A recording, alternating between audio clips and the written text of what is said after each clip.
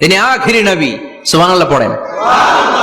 আবার মুসলিম শরীফের বর্ণনায় বিশ্বনবী চমৎকার এক হাদিস বললেন। তিনি বললেন, মাসালি ওয়া মাসালুল আম্বিয়াই মিন ক্বাবলি কামাসালি রাজুলিন বানা বাইতান। আমার দৃষ্টান্ত আর আমার আগের সব নবীদের দৃষ্টান্ত ওই ব্যক্তির মতো যেই ব্যক্তি একটি ঘর বানিয়েছে। কি বানিয়েছে? চমৎকার, চোখ ধাঁধানো সৌন্দর্য দিয়ে এক ঘর। এই ঘরের ভুল ধরার মতো কোনো ভুল নাই। এত ডিজাইন, এত ইন্টেরিয়র ডিজাইন করেছে, লোকজন যেই আসে দেখে বলে বাহ বাহ। দেখে কি বলে? বাহ বাহ। এত সুন্দর ঘর, পুরো ঘরে কোনো ভুল নাই, কোনো খুঁত নাই, একটা জায়গা ছাড়া। সেটা হচ্ছে ঘরের এক জায়গায় ইটের গাঁথুনি দিতে যে এক জায়গায় একটা ইট পড়ে নাই, ওই জায়গা দিয়ে ফাঁকা, শীতের ঠান্ডা বাতাস ঢুকে। সুবহানাল্লাহ কইতে পারলেন না?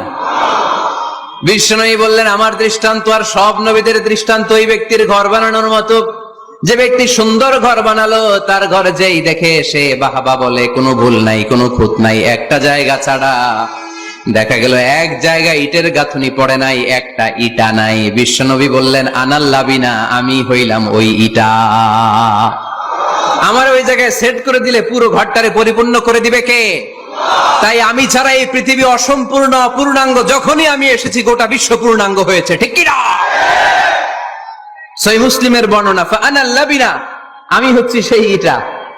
আনা খাতামুন নাবিয়্যিন, আমি হচ্ছি সেই শেষ নবী। আমারও যখন ওই জায়গায় ওই গ্যাপটা সেট করে দেয়া হয়েছে, ওই ঘরের পূর্ণাঙ্গতা দান করেছে কে? আবার আল্লাহ বললেন, এক এক নবীরা আমি এক এক জায়গায় নবুয়তের বাউন্ডারি দিয়েছি। এক জায়গায় মুসা নবীর বাউন্ডারি, এই জায়গার বাউন্ডারি শেষ। আরেক জায়গায় শুরু হয়েছে সাইয়েদনা শুআয়ব আলাইহিস সালামের বাউন্ডারি, ওই জায়গার নাম মাদিয়ান। মুসা আলাইহিস সালামের নবুয়তের এরিয়া ছিল মিশর এলাকায়, শুআয়ব আলাইহিস সালামের নবুয়তের এরিয়া ছিল মাদিয়ান এলাকায়।